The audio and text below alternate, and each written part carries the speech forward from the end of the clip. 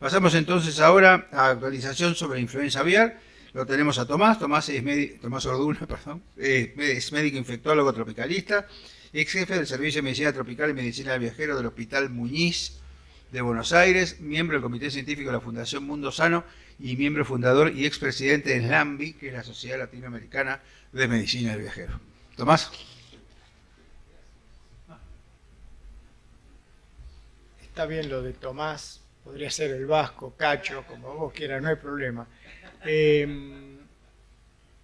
Bueno, buenas tardes para todos. Es un gran honor, un gran placer estar acá en esta reunión de lanzamiento. Estamos aquí los presentes y allende las cámaras en YouTube, en el streaming, otros colegas que, bueno, creo que deben estar sintiendo en algún momento algo similar a lo que yo siento, que es maravilloso comenzar esta tarea. Como diría mi maestro, al cual podría ser de alguna manera un homenaje el que estemos acá y el yo dar una charla, el académico profesor Olindo Martino, mi maestro desde 1981, que antes de existir desde el punto de vista mundial esta, de alguna manera, digamos, nueva versión de lo que ya Virchow había dicho, ¿verdad?, sobre una sola salud, el maestro trabajó con una sola salud desde siempre. De alguna manera yo tengo el honor de haber sido invitado en parte, más allá de mis propias, de alguna manera, condiciones, creo yo, porque fue a través del maestro que por ahí algunas de las personas a las que agradezco en principio, básicamente a los dos Jorges, que son Jorge Neira y Jorge Recalde, a mi entender, los que han llevado adelante algo muy importante. Las ideas están, las ganas de juntarnos están, pero hacen falta siempre líderes que motoricen eso y que lo impulsen y lo impulsen.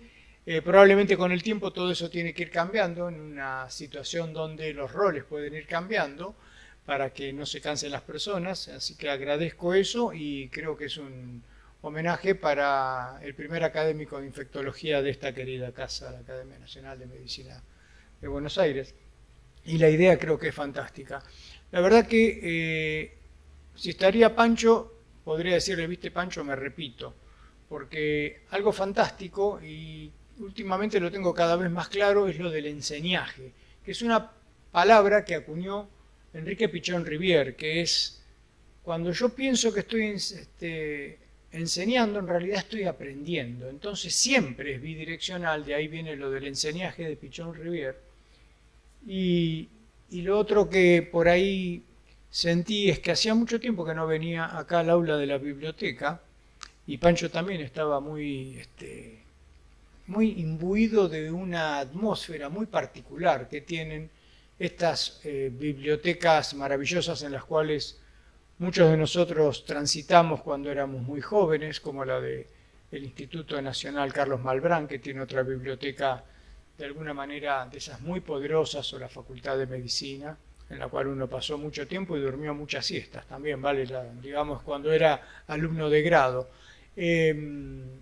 Estas bibliotecas que son universos, como diría Borges, ¿no? Así que bueno, nada, son pequeños sentires de alguien que está muy gratificado de ser parte de esta comisión interacadémica y que ojalá pueda estar mucho tiempo aprendiendo primero y después enseñando lo que pueda. A mí me tocó algo que tiene que ver con que uno se mete en las enfermedades emergentes. Eso saben los que me conocen, que en general aparece una enfermedad emergente y yo me meto rápidamente porque es una cuestión pasional. Básicamente son zoonóticas, como ya hemos visto, ¿no? 75% de las emergentes son zoonóticas, tienen mucho impacto y uno ha trabajado con esto justamente desde la escuela del maestro Olindo Martino, desde la década del 80. Y hicimos cosas como, por ejemplo, cuando estábamos viendo en ciernes dengue, nos fuimos 4 personas a capacitar al nordeste brasileño en aquel momento, por ejemplo, para adelantarnos y estar de alguna manera pudiendo tener ideas desde lo que implica el aprendizaje sobre terreno. Así que bueno, así estamos en esto. Voy a tratar, ahí va. Estos son, bueno, ya fui presentado, ¿no? Provengo del Hospital Muniz, esta es mi casa donde me formé como infectólogo y en la cual me jubilé formalmente hace solo 7 meses, pero a la cual sigo participando como consultor en el área tropical y medicina del viajero. Así que bueno, sigue siendo un honor ser parte de un lugar tan importante en lo que hace a una salud como lo ha sido históricamente el Hospital Muniz, sin duda. Sin conflictos de interés, un poco el breviario, ¿sí? Porque cuando yo hoy venía pensando, yo voy a hablar, digo, a ver, pero yo casi no voy a hablar de la parte médica de la influenza, porque en definitiva, influenza como tal, más grave, menos grave, lo hemos aprendido, si quieren, desde la epidemia del 2009, erróneamente denominada pandemia, probablemente la del 2009, por lo cual no hay mucho que hablar desde el punto de vista clínico. Y yo digo, tendría que quizás haber habido acá un veterinario en lugar de mi persona, pero no hace, porque en definitiva está bueno tener una visión quizás de un tema fuertemente veterinario, virológico, podría ser otro abordaje, desde alguien que se dedica a la patología tropical, a la medicina del viajero y a las enfermedades emergentes. Así que bueno, espero que resulte. Así es como en los medios de comunicación se ha visto a principios de este siglo el tema de la influenza aviar. Esto tiene que ver fuertemente con lo que pasó entre el año 2003, 2004, 2005, con epicentro, origen en China y después la expansión y el miedo que generaron aquellas primeras tasas de letalidad que podían llegar al 70-80%, pocos casos, pero con una letalidad brutal. Por lo tanto, lo que había era un gran miedo y la posibilidad de que esto se expandiera por el mundo desde aquel foco primigenio.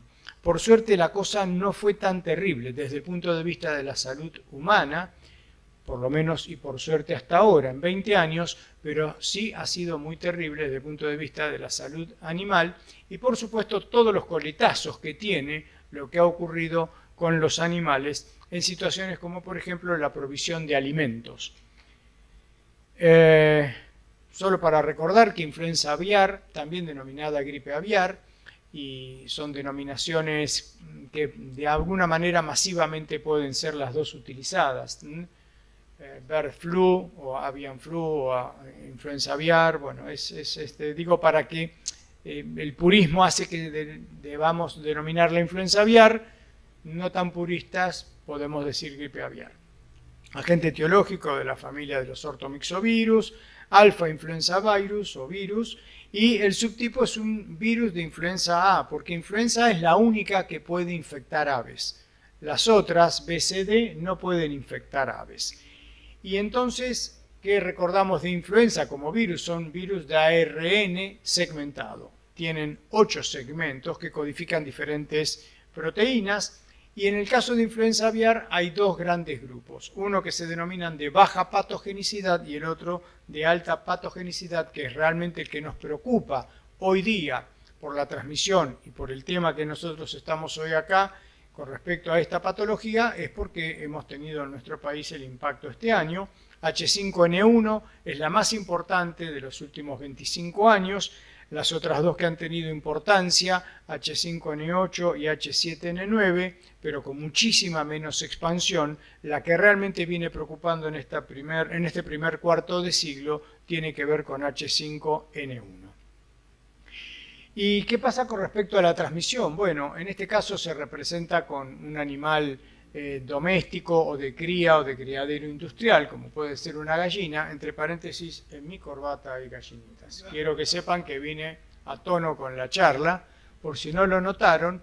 En la transmisión entonces los animales infectados, tanto por las secreciones nasales, por la saliva como por las propias heces, emiten viriones, millones de viriones de virus de la influenza, que cuando toma contacto con otras aves, en general por aerosolización, tienen una receptoría en la vía aérea superior que es particular, que tiene que ver con una receptoría donde hay diferentes componentes glicoproteicos y llamado 2.3, digo, para no entrar en un tema muy fuertemente virológico, fisiopatológico, que lo que nos importa es que las aves tienen en su tracto respiratorio superior este tipo de receptor, que es fundamental para entender por qué se reproduce dentro de la vía aérea, después en otros tejidos del organismo de las aves, y tiene una alta capacidad de replicarse porque es donde inmediatamente tomó contacto el virus con, en este caso, el animal, que son las aves. Esto no ocurre con los humanos, que tenemos en la receptoría de la vía aérea superior otro receptor llamado 2.6. Nosotros también tenemos 2.3, pero está en la vía respiratoria de los bronquíolos, bien adentro, por lo cual, para que yo me convierta en un buen receptor y propagador a partir de la multiplicación del virus, no lo va a lograr el virus a nivel de la receptoría que yo tengo en la vía aérea superior, sino que tiene que poder lograr el llegar a la vía aérea profunda. Esta es una de las limitaciones que ha tenido hasta el momento en la transmisión para los humanos. Cuando hablamos que con este gran susto que vimos en las portadas, con lo que este año nos ha pasado también internamente, con esta epizotia que hemos tenido primero en aves, después en mamíferos, lo que vemos es que claramente eso no ha repercutido sobre los humanos. Y cuando lo miramos en torno de un cuarto de siglo en el mundo, son menos de 1000 los casos confirmados, menos de 1000. Y esto tiene que ver con la dificultad que encuentra el virus en principio y hasta ahora. Siempre recordando que el miedo está, el susto está y está la vigilancia. ¿Para qué? Porque todo esto sabemos que en los virus influenza puede modificarse en cualquier momento.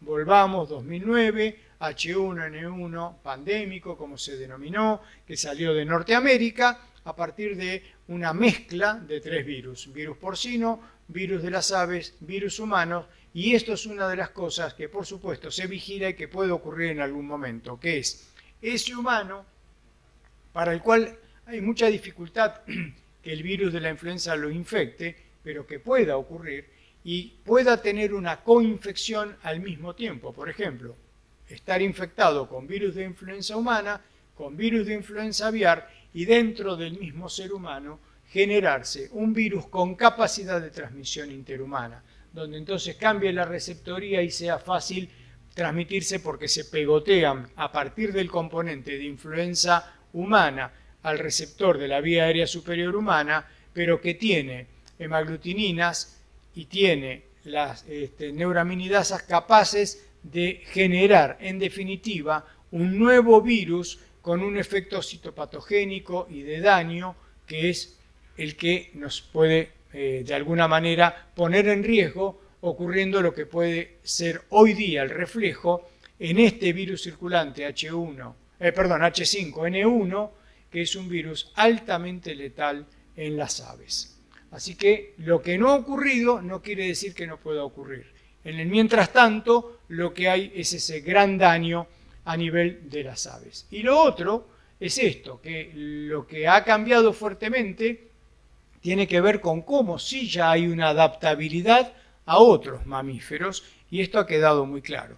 Está estudiado genéticamente cuáles son las pequeñas modificaciones de un aminoácido que ha permitido, por ejemplo, en los bisones en Galicia, que se produjo una gran transmisión intrabisones en las granjas de cría de bisones, que generó el exterminio de los bisones en Galicia, como ya lo había hecho COVID con los bisones en Dinamarca. Probablemente en Europa los bisones van a terminar de ser una práctica comercial, producto de cómo estos virus respiratorios han generado la posibilidad incluso de lo que es, comenzando como una zoonosis reversa que ha ido del humano hacia los animales, termine después volviendo hacia los humanos como zoonosis directa, pero amplificando entonces un virus. Así que lo que ocurre con los animales es un tema preocupante en lo que estamos viendo. Con respecto a la patogenicidad y cuadro clínico, puede ser una gripe o una influenza tal cual la conocemos, como la hemos vivido probablemente todos los que estamos acá alguna vez en nuestra vida, con ese periodo rápido de incubación, de quebrantamiento rápido del estado general, repercusión sistémica, que si no tiene complicaciones dura entre 5 y 7 días, y como decía Borocotó, con o sin medicación, ¿verdad? Digamos, pasa igual, estando bien hidratado o en reposo, paracetamol y la cosa cambia. Pero que De manera excepcional, para los humanos por H1N1, por ejemplo, tiene complicaciones, pero esta podría tenerlo siguiendo el parámetro de lo que les pasa a los animales, a las aves, ¿no? Como también, perdón, a los mamíferos. Entonces las complicaciones como encefalitis, síndrome del estrés respiratorio, las neumonías primarias por virus influenza y un modelo que se ha visto que genera mayor componente de conjuntivitis. Esto es lo único que voy a mencionar de la clínica. Creo que hay muy poca experiencia, pero sí está claro algunas cositas que vamos a ver, que también los virus influenza aviaria pueden tener lo que hemos visto en esos menos de 1000 personas con una gran letalidad, o puede ocurrir lo que está ocurriendo ahora, valga la redundancia, que por suerte prácticamente no existe ni siquiera la infección para los humanos. Entonces, del mismo modo que hay una etapa que vamos a ver en un gráfico a seguir, en una etapa fue tan importante y tan asustador el tema de influenza aviar, ahora no lo es hace unos años con respecto a los humanos, sí con respecto a los animales, pero pueda volver a ocurrir. Desde el año 2020 hay una variante de H5N1, que es esta 23444B, que es la que en principio se extendió por África, Asia y Europa. En el 2021, producto de lo que ya se mencionó por los colegas, las aves, estos cruces migratorios entre Europa y Norteamérica, ingresaron. En el año 2022 esto se extendió hacia América Central, América del Sur, y todos conocimos este año 2023 que esa expansión que fue inicialmente de Colombia, Ecuador, Perú, ya llegó a Argentina, Bolivia, Uruguay, Brasil, vuelta a aparecer en Perú, Ecuador y Colombia, donde ya había estado. Y fíjense, desde el 2003 a julio del 2023, 878 humanos fueron diagnosticados, de los cuales la tasa de letalidad, con 458 muertos totales, fue del 52%. Es terrorífica esa tasa de letalidad. Pensemos que influenza humana está en el 1 aproximadamente, SARS-CoV-2, COVID, está entre 2 y 2.5, ¿sí? Por lo cual esto es una tasa similar a lo que pasa, por ejemplo, con un virus terrible como es virus ébola. Y entonces cuando vemos una línea del tiempo, los primeros casos de influenza aviar se diagnostican en el año 1959, como dice ahí, en Escocia. Después tenemos lo que pasó con los primeros casos humanos a partir de un brote que hubo en Hong Kong con 18 personas en 1997, que se ve acá. Avanza para el ingreso de este siglo, que es donde comenzamos a ver los titulares. Fíjense que hubo varios años que hubo un silencio. Entre 2003 y 2005, ahí se extiende China, Asia, África, Medio Oriente y Europa. Todo esto pasó y ahí es donde entonces tenemos ya muchos casos humanos con mucha letalidad. Hay algunos primeros cambios que tienen que ver con esto, como este linaje original, que es el de acá, que tiene que ver con gansos de Guangdong en China.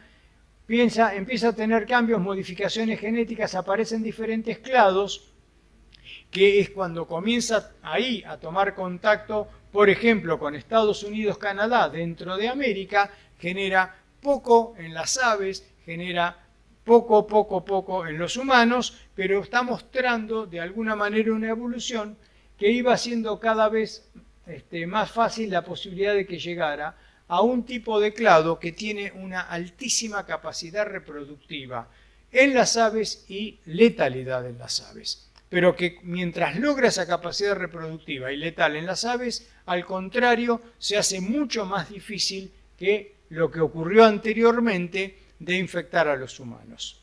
Y por último, por supuesto, lo que hemos visto este año 2003, en el cual aparece nuestro país también involucrado. Llamativamente este artículo, que es muy interesante, es un review muy interesante en Travel Medicine and Infectious Diseases, que está hecho a mediados de año, no está la Argentina en ninguno de todos los lugares. A mí me llama la atención, no pasó una revisión adecuada de... Claro, porque no puede ser que no estuviera, están nombrados todos los países de América, menos Argentina. Por ahí alguna cuestión por el Mundial. Claro, hay que ver quién.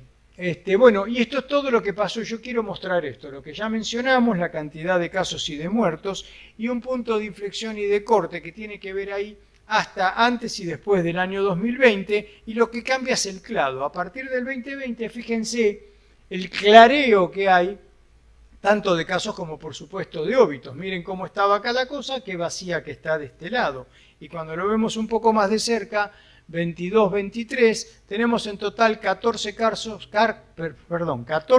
con 2 óbitos, y si yo saco que los 2 casos de Camboya que están acá corresponden a otro clado, en realidad quedarían 12 casos con 1 óbito, 12 casos con 1 óbito. Entonces estamos hablando ahora de una letalidad de alrededor del 7-8% para un nene muy pequeño, contra una letalidad del 50 al 53%. Esto es lo que pasó. Bienvenido que por suerte nuestro primer impacto con influenza aviar sea de bajísima patogenicidad y transmisión para los humanos. Había un modelo clásico de cómo se expande a partir de las aves, que generalmente las aves silvestres transportaban influenza A de baja patogenicidad, que después se amplificaba por la reproducción que ocurre dentro de las granjas comerciales, y ahí se producía la posibilidad de evolución de alta patogenicidad. Ahora no, ahora directamente las aves silvestres en este nuevo modelo están llevando alta patogenicidad, por supuesto pueden llevar baja, y entonces mucho más rápidamente todo esto se expande y se multiplica en las granjas, en los grandes criaderos de aves para consumo humano, y lo más importante y peligroso, que es esto de la capacidad de tener pequeñas mutaciones e infectar a mamíferos. Obviamente, algún parecer que había, por ejemplo, acá, marzo del 2023, el CDC europeo hablaba de bajo riesgo para el público. Bueno, ya llevaban un par de años de experiencia y se dan cuenta, después de un año de experiencia o 2 años, que realmente no había mucho impacto en los humanos. El tema de la granja de bisones encendió alarmas por esta facilidad de generar, en definitiva, la multiplicación dentro de los propios mamíferos y la potencial entre esta cuestión de tener tanta capacidad multiplicativa, reproductiva en los mamíferos, que se pudiera generar algún cambio que permitiera la transmisibilidad a los humanos fácilmente. Por suerte, hasta ahora no ocurrió. Y bueno, en Latinoamérica, el 20 de febrero, se dio el contagio masivo que conocimos en las costas de Perú inicialmente, siendo muy preocupante esto, porque, bueno, yo diría, uno a veces prende y apaga algunos temas, y yo soy muy sincero. Influenza aviar yo ahora la tenía en la biblioteca quietita, hasta que en febrero se generó la cosa de impacto poderoso en Latinoamérica y sobre todo en nuestro país, y volvemos otra vez a sacar todo lo de la biblioteca, porque hay que ponerse a Journey. Y creo que lo de las aves no era lo más preocupante, sino cuando vimos esto de los mamíferos. Entonces, cuando vemos en el informe que cierra la semana 31, que es mediados del mes de agosto, toda la cantidad de países que reportan diferentes tipos de animales, todavía nosotros acá, para la semana 31, no teníamos lo que después ya le podemos agregar, que es el de los mamíferos a partir de los lobos marinos en nuestro país. Esta es una cantidad de animales que me permito yo leer, desde el gato doméstico, como pasó en Polonia, por ejemplo, que ha habido un brote en gato doméstico, con muy fácil transmisibilidad entre ellos, gatos silvestres. ¿Qué les puedo decir? Ya hablamos de los leones, de los tigres, de los leopardos, de las focas, de los leones marinos, de los elefantes marinos. Es una cantidad impresionante de mamíferos que ya han sido reportados con capacidad para infectarse. Entre noviembre del 22 y agosto de este año, esta ha sido la expansión. La cosa comienza, por supuesto, primero en el norte, es decir, en América del Norte, porque ahí llegaron, y después viene la migración, que es la que llegó acá a partir del mes de diciembre, enero, febrero a Sudamérica. Fíjense que para toda esta cantidad importante, con diferentes animales involucrados, tanto los de traspatio como los de cría comercial, como los animales silvestres, hay solamente 3 puntos, un caso en Chile, uno en Ecuador y uno en Estados Unidos, 3 casos humanos solamente, ninguno fue a óbito, a pesar que la chiquita de Ecuador, que jugaba y se criaba todo el tiempo con los animales del traspatio, son los animales que tenemos en las casas, los que nos hemos criado con pollos y gallinas y conejos, sabemos de qué se trata ese, se infectó, obviamente con una cercanía muy poderosa. Miren ustedes cómo fue evolucionando ahí arriba, entre marzo del 2007 a octubre del 2021, ya dijimos que habían tenido anteriores clados que habían llegado a Estados Unidos y Canadá. Lo que ha pasado entre noviembre del 2021, miren ese mapa con este mapa, y la brutal expansión que ha tenido durante entonces este año, y acá lo vemos un poco mejor, cómo se fue retirando, ¿sí? Cómo llega al máximo de expansión en nuestro verano, en nuestro otoño empieza a mejorar, llega el invierno, se retira, y acá lo que no esperábamos era lo que pasó. Cuando dejamos de tener aves nosotros, aparece el componente mamífero. Y eso realmente sorprendió mucho. Rápidamente nuestro brote, ustedes lo conocen, 15 de febrero tenemos el comunicado del primer caso allá en la Puna jujeña. A partir de ahí comienza una rápida expansión, casos en Córdoba, en Salta, una reunión el 21 de febrero para analizar medidas. Ahí ya teníamos en Jujuy las que mencionamos iniciales, aves silvestres, Córdoba silvestre, Córdoba traspatio, Salta traspatio, Santa Fe traspatio. Ganso andino, el primero documentado, pato silvestre, gallinas, pavos, patos domésticos traspatio. O sea, rápidamente, en 2 semanas tuvimos una expansión brutal a lo largo y ancho del país. Cisnes muertos, contagio, preocupaciones, y acá vino el problema cuando impactó después en la primera, en el primer lugar de cría comercial, y perdimos la capacidad de exportar carne de pollo a nosotros. Eso generó una gran preocupación, no solo por las divisas que no se pueden vender, sino lo que impacta internamente, porque hay que generar el sacrificio de todos los galpones donde se detecta animal infectado. Sabemos que eso tiene una merma brutal en la productividad, mejor dicho, en el uso de todas esas proteínas que deben ser incineradas y no pueden ser consumidas, el encarecimiento de la carne de pollo, el encarecimiento de los huevos, todo lo que hace al consumo interno más lo que puede ser las exportaciones. Se extendió, se cierran las exportaciones acá y eso anticipa la fuerte pérdida de divisas. Siguieron los casos, el gobierno rápidamente en toda esa semana tomó medidas para, por ejemplo, paliar lo que implica a los productores a nivel comercial, y posteriormente ahora vino quizás un poco retrasada con respecto a lo comercial, que es una compensación a las aves de traspatio con el pago de 2.500 pesos por cabeza sacrificada para aquellos productores de alguna manera, digamos, de chacras pequeñas, y que tiene mucho que ver, esto me recuerda a lo de triquinosis, ¿no? Cuando hay que ir a decomisar por ahí las 5, 7 o 10 chanchos que tiene una persona que es un criador menor, pero que tiene infectado con triquina a su ganado y que hay que compensarlo. Y entonces el 9 de agosto festejamos, Argentina recupera estatus libre de influenza aviar después de 2 periodos de incubación, 28 días, pero rápidamente se nos fue toda la alegría, porque a poco de eso, en realidad yo tomo en lo particular contacto medio autorreferencial con el tema de Necochea. Sí, ahí entre el 9 de agosto y el 24 había estado un poco desconectado, evidentemente, porque cuando me entero de lo de Necochea, que me llama la gente de Necochea, ya teníamos lo que había pasado en Tierra del Fuego. Yo me había pasado por alto el diario de lo que había pasado en Tierra del Fuego, y es el tema que entonces lo primero que tuvimos fue Tierra del Fuego con los lobos marinos.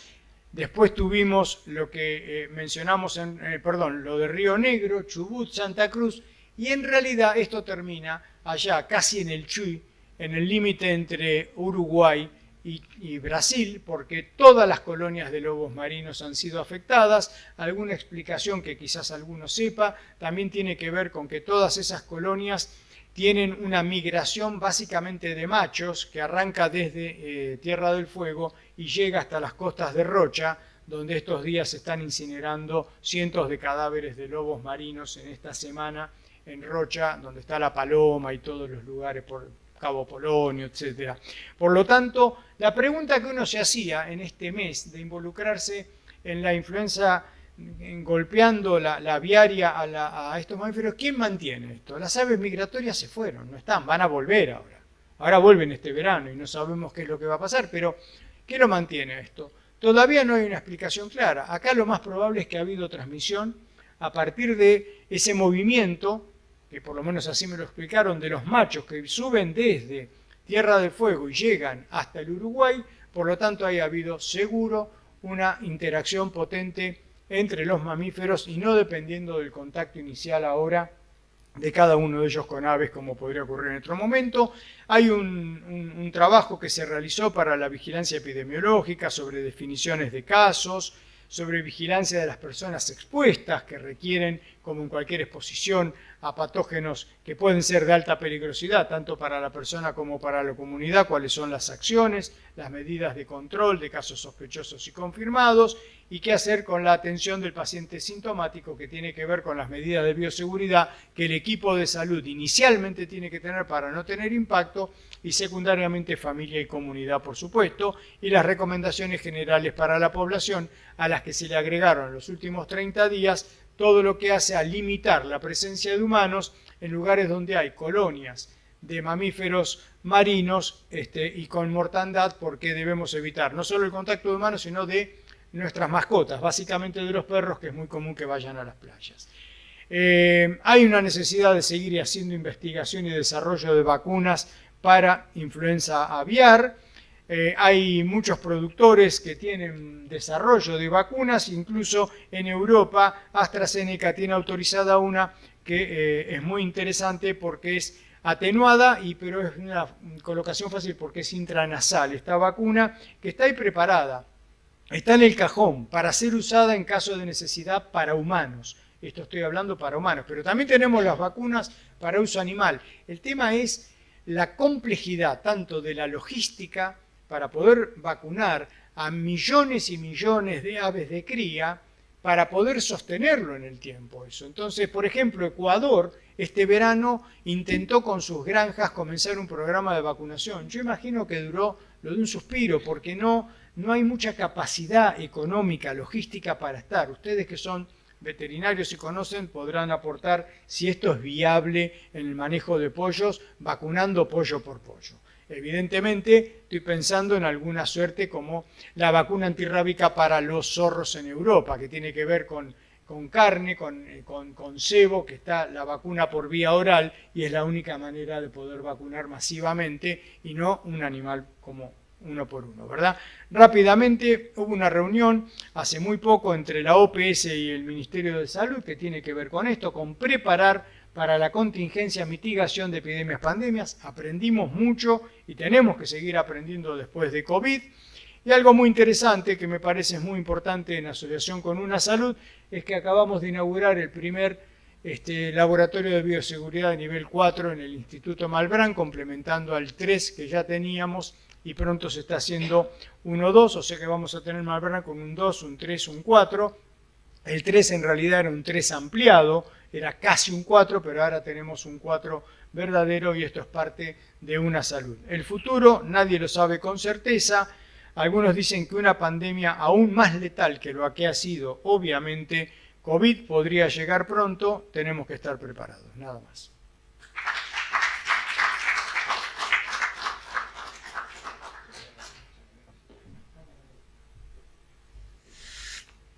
Bueno, muchísimas gracias, Tomás.